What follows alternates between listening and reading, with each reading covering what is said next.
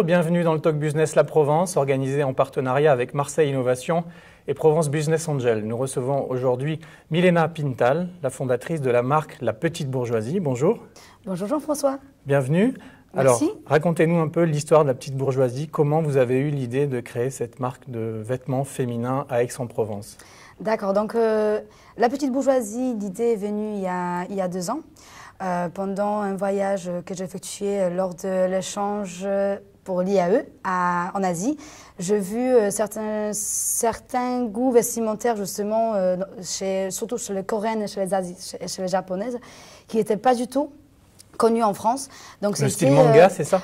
En fait, c'était le style manga, mais lié au style glamour, style paillé, sur La Petite Princesse. Et je trouvais ça très mignon, parce que les filles, elles pouvaient porter des robes qui étaient très courtes, donc on peut dire très sexy, mais elle était toujours avec un petit accessoire, du genre un petit sac avec petit froufrou, la serre-tête avec des oreilles. Je trouvais ça tout simplement mignon. Et en fait, ça cassait le mythe que quand on a quelque chose qui est court, quelque chose qui est sexy, on rentre dans les clichés, quelqu'un qui veut se montrer à tout prix et peut-être un jour être vulgaire. Donc, vous voyez, je voulais casser ces mythes-là. Alors, vous trouvez ces idées et comment après vous les amenez à Aix-en-Provence? En fait, quand j'étais en Asie, j'ai pu rencontrer beaucoup de gens. Notamment, j'ai pu aussi voir les marchés de textiles, le plus grand marché de textiles où on achète les tissus. Et tout simplement, je faisais l'assemblage de tissus et j'ai créé mes vêtements selon les idées que j'avais dans la tête. Donc, et vous les amenez dans vos valises? Exactement, j'ai ramené 300 kilos de différentes robes que j'ai effectuées, j'ai fait toute seule, justement avec des accessoires. Et donc, comme toutes les copines après, elles m'ont vu débarquer avec tous ces merveilles, ben, tout simplement, elles voulaient me les racheter. Alors donc, là, vous créez une marque. Là, pourquoi La Petite Bourgeoisie? C'est quoi? C'est la chanson? Oui, alors l'idée, c'est venu de chansons parce qu'au moment que j'ai lancé, j'ai commencé à faire le défilé de mode et le shooting photo. Donc, de mes créations, mais qui n'avaient pas encore le nom, la chanson La Petite Bourgeoisie qui boit du champagne, elle était dans tous les discothèques. C'était quoi déjà? Vous pouvez me rappeler? Bien sûr.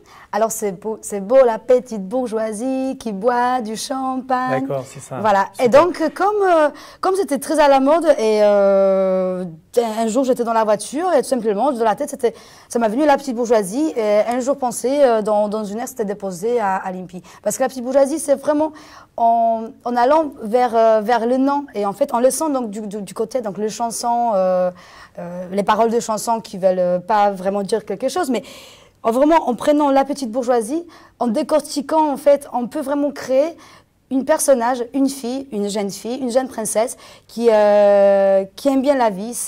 Pour moi, c'est Marie-Antoinette. Pour moi, La Petite Bourgeoisie, c'est Marie-Antoinette d'aujourd'hui. C'est-à-dire que c'est pas une personne qui a un budget énorme. Donc, c'est pas une vraie Marie-Antoinette, mais l'esprit de la tête, vraiment la mentalité, c'est Marie-Antoinette. Donc, elle aime la fête, elle est souriante, elle aime les gens, elle est ouverte, et c'est la clientèle de La Petite Bourgeoisie. Alors Marie-Antoinette, comment vous la faites connaître? Je crois que vous utilisez beaucoup les réseaux sociaux, c'est un peu pour ça qu'on vous a invité. C'est parce que vous avez tout de suite misé sur Facebook, notamment. Exactement. Pour développer la notoriété de votre marque. Racontez-nous un peu cette stratégie. Alors, ma stratégie, et je peux avouer que le succès de la marque, c'est vraiment grâce au Facebook, parce que c'est un outil qui est gratuit. C'est un outil où de suite, on peut toucher 1000, 3000, 5000 personnes. C'est-à-dire que j'ai fait la création, avec un iPhone, je fais la photo, je la lance de suite sur Facebook et je vois le feedback de mes clients de suite, en immédiat. C'est pas comme sur un site internet ou sur un défilé qu'on prépare, qu'il faut que le temps d'attente, le temps de réaction. Là, je vois de suite. Très souvent, je lance, admettons, une nouvelle création sur Facebook et j'ai de suite les réactions des clientes. Elle est trop longue, elle est trop courte, je veux plus de rouge, je veux plus un nœud. Voilà, donc je les change de suite. Et en fait, c'est très interactif. Est-ce que vous vendez aujourd'hui? C'est une des questions du partenaire Provence Business Angel. Est-ce qu'aujourd'hui, vous avez des projets de F-commerce, de Facebook commerce sur le réseau?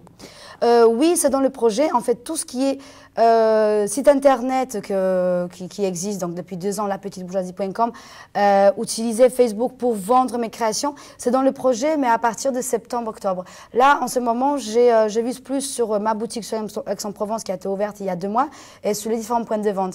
Donc, Facebook, oui, j'utilise aujourd'hui pour la notoriété, pour communication, justement pour avoir cette réactivité et pour montrer en fait à toutes les personnes qui m'entourent, donc à 5000 personnes aujourd'hui, qui me suivent à chaque pas ce que je fais, où je suis, où la petite bourgeoisie est ce soir. C'est pour ça notamment les différents propriétaires de boîtes de nuit, de restaurants, ils m'invitent en fait moi et mes modèles pour assister aux soirées parce qu'ils savent très bien que si la petite bourgeoisie, donc moi, elle met 2-3 hôtesses, on se déplace dans un endroit, c'est de suite une photo, de suite la petite bourgeoisie, elle est à tel endroit, donc de suite ça fait aussi la communication pour eux. Voilà, donc vous portez aussi donc, des vêtements comme aujourd'hui, petite bourgeoisie, et aussi des accessoires. Donc c'est une autre question de partenaire Marseille Innovation. Le design de vos accessoires, montres, lunettes, je ne sais pas ce qu'il y a d'autre. Comment vous les concevez et avec qui? Alors, le concept des accessoires, il est très simple. Je donne aux clientes de devenir à elles-mêmes des créateurs. C'est-à-dire que à la base, admettons, de lunettes ou de montres ou de coques téléphones qui sont vierges, la personne, elle choisit leur propre composition. Elle fait ce qu'elle veut, c'est-à-dire qu'on ajoute de la chantilly, on grave, on fait ce qu'elle a envie vraiment. En fait, je ne propose pas, moi, les projets qui sont déjà finis. La cliente, elle vient, si elle veut un coque téléphone ou une montre avec un petit lapin, avec une grosse tête de Mickey Mouse, je peux tout lui faire. Et c'est donc sur place, donc la cliente, elle répare avec sa création, c'est quelque chose qui est unique.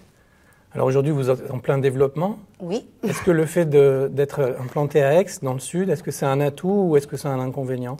C'est très stratégique et c'est pour ça que je tenais à tout prix avoir une boutique à Aix-en-Provence parce que la petite bourgeoisie, c'est la marque française, c'est la marque d'Aix-en-Provence. Et là, je pense ouvrir encore 2-3 boutiques officielles de la petite bourgeoisie, un qui sera à Paris et un autre, je pense, vers Saint-Tropez. Après, je vais sortir à l'international avec la marque. Ça veut dire que la petite bourgeoisie, la boutique Aix-en-Provence, elle est stratégique, c'est vraiment l'assiette sociale, c'est le cœur de la marque. Les autres boutiques, ça sera un peu comme la franchise, mais là, en fait, tous ces projets, il va être franchisé à l'international. Donc là, le projet, en fait, l'objectif pour 2012, c'est sortir dans les marchés en Russie et dans les marchés en Asie. Et en Pologne, votre pays d'origine? La Pologne va arriver, mais le choix stratégique, il est fait la Russie et la Corée. Ce sont les deux endroits où avoir le fait en fait de proposer un produit qui est français, un produit où il y a justement cette touche de Marie-Antoinette, de touche de glamour. Il peut très bien marcher. Parfait. On a l'habitude en fin d'émission de donner la parole à notre invité pour un coup de gueule, un coup de cœur, un coup de pouce ou un message particulier. Qu'est-ce que vous avez envie de dire aujourd'hui? Alors moi, ce que j'ai envie de dire, c'est je voulais remercier en fait tous mes amis. Toutes les personnes qui me suivent depuis 2 ans donc, dans mon aventure, parce que c'est pas toujours facile. Parfois, faute manque de moyens, je peux pas rémunérer, je peux pas en fait remercier à l'auteur en fait mes photographes, mes caméramans, mes modèles, mes mannequins. Donc, je fais ce que je peux, mais ils me suivent depuis vraiment 2 ans. Donc, vraiment, je vous remercie beaucoup. Et le jour que la petite bourgeoisie, elle va devenir une marque très connue internationale, ben c'est sûr que tous ces gens, ils seront mais très gâtés par moi. Merci Milena, à Merci. bientôt et bonne chance. Merci. Merci à vous tous et à la semaine prochaine pour un nouveau Talk Business La Provence.